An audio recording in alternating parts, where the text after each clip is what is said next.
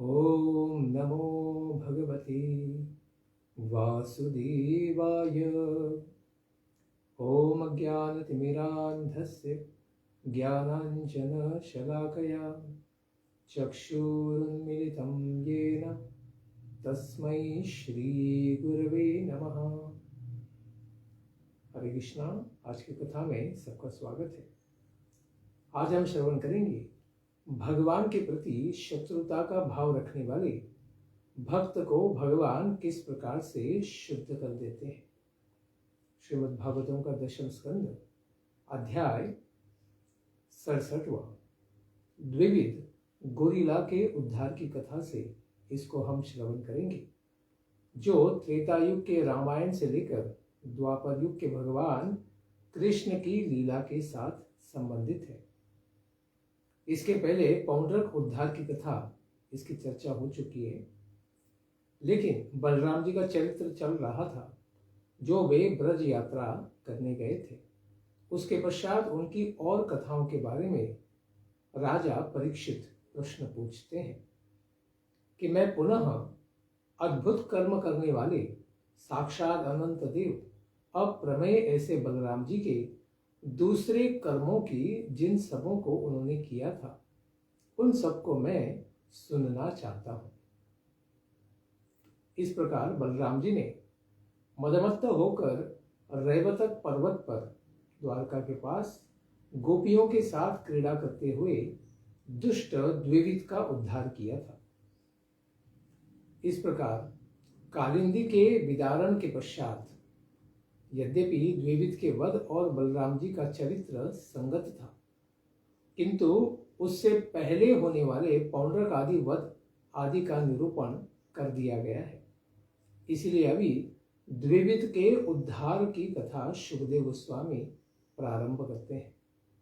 तो शुकदेव गोस्वामी कहते हैं कि भौमासुर का मित्र ही था सुग्रीव, सुग्रीव का मंत्री था मैंद, और मैंद का ही बलवान भाई था एक द्विविध नाम का वानर। भौमासुर का मित्र होने के कारण उसका भगवान श्री कृष्ण से बैर था। सुग्रीव का मंत्री होने के कारण उसको मंत्र का बल प्राप्त था। वाल्मीकि रामायण में मैंद को अधिक बलवान बतलाया गया है। उसी का वह पराक्रम संपन्न भाई था। वह अपने मित्र के ऋण से उऋण होने के लिए राष्ट्र विप्लव यानी आतंकवादी कार्रवाई करने लगा। इस प्रकार से भौमासुर का भगवान ने उद्धार कर दिया था। इसीलिए वह नगरों, ग्रामों, खानों और अहीरों की बस्तियों में जा जाकर आग लगा दिया करता था।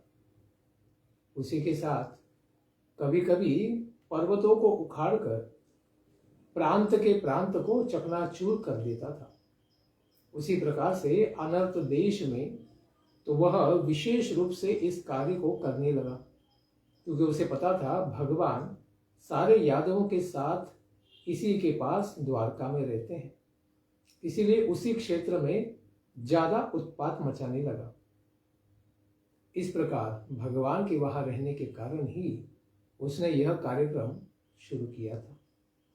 उसके पास कितना बल था? 10,000 हाथियों वाला बल रखने वाला यह द्विविध वानर समुद्र के बीच में खड़ा होकर समुद्र के जल को उछाल उछाल कर समुद्र तट में विद्यमान सारे देशों को पानी में डुबा देना चाहता था। सुनामी लाने का काम करता था।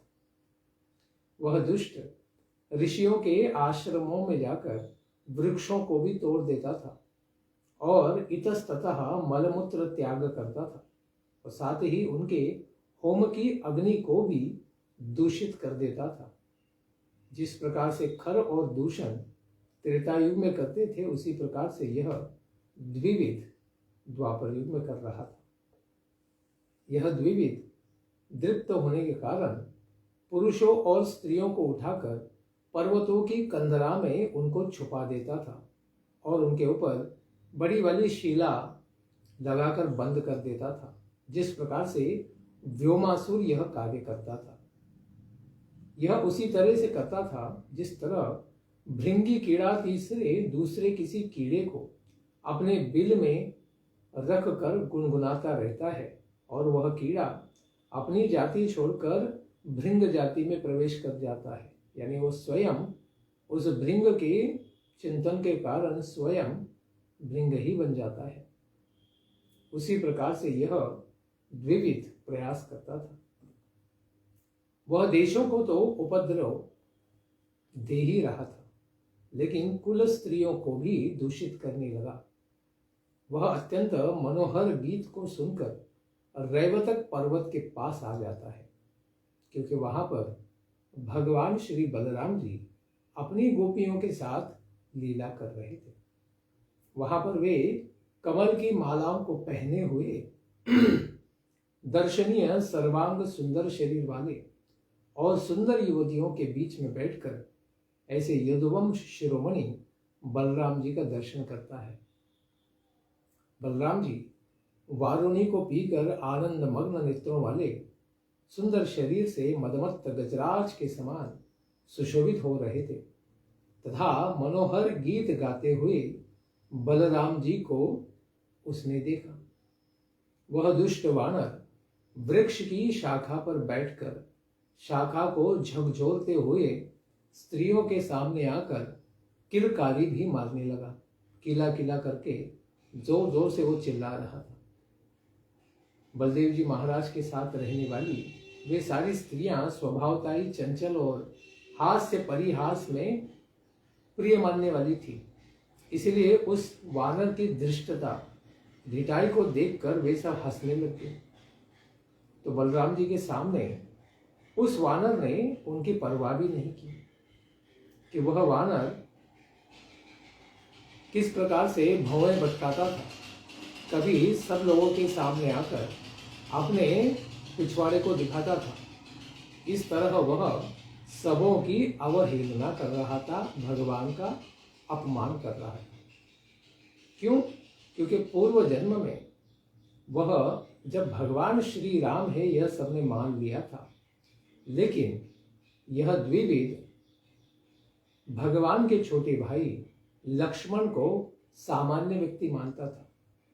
इसी के कारण वही अपराध वृत्ति उसके साथ रह गई और बाद में असुरों के संपर्क, भौमासुर के संपर्क के कारण अभी वही लक्ष्मण जी अभी जब बलराम जी के रूप में अवतरित हैं, उनका वह अपराध करने के लिए पहुंच गया। इस प्रकार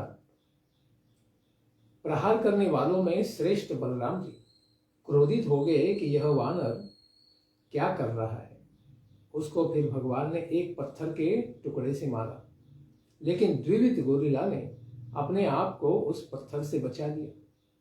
उसने मदिरा कलश को उठा लिया, वारुणी का कलश उठा लिया और वह हंसते हुए बलराम जी को क्रोधित करने लगा।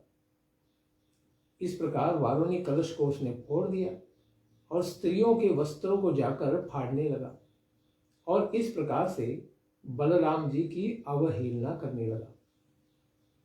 जिस समय वह बलवान वानर बलराम जी को नीचा दिखाने की कोशिश कर रहा था, उस समय उन्होंने उसकी ढिठाई को देखकर तथा उसके द्वारा सताए गए देशों पर विचार करके शत्रु को मार डालने की इच्छा से बलराम जी ने अपना हल और मूसल उठा लिया।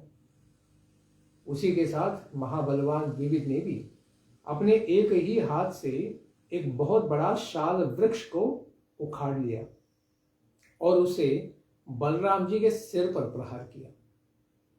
तो बलराम जी तक वो वृक्ष तो पहुंचा नहीं, लेकिन बलराम जी उस समय अविचल पर्वत के समान ही खड़े रहे, बिल्कुल हिले नहीं।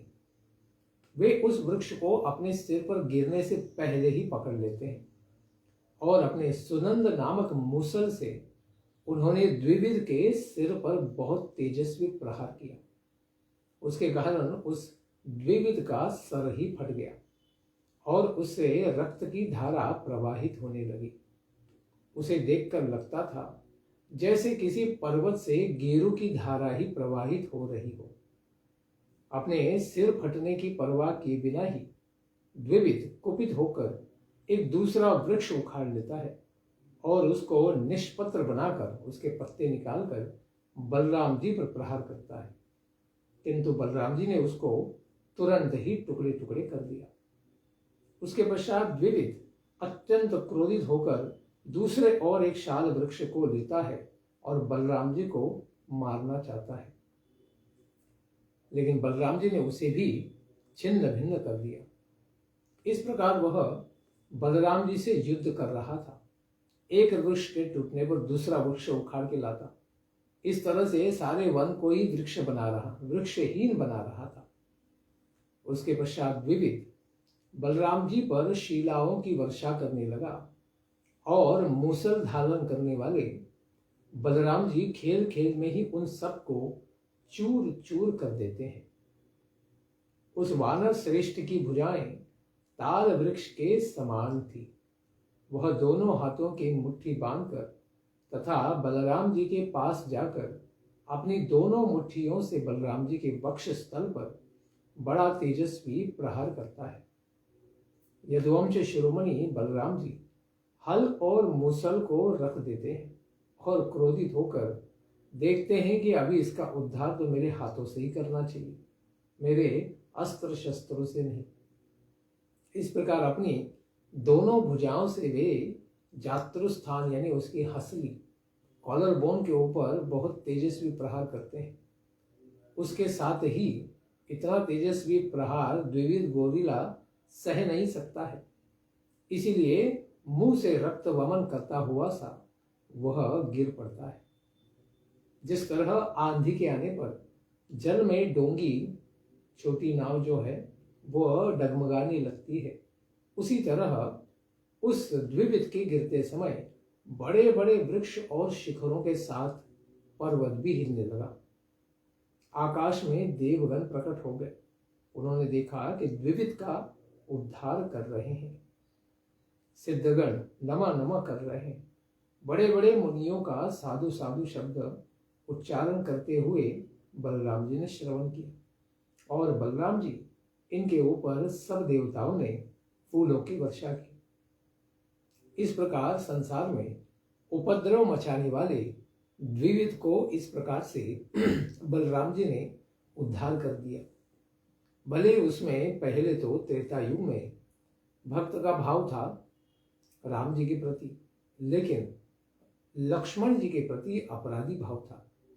उसी का उद्धार करने के लिए वही लक्ष्मण जो अभी बलराम जी के रूप में प्रकट हैं, उन्होंने इसी द्विविद का उद्धार कर दिया।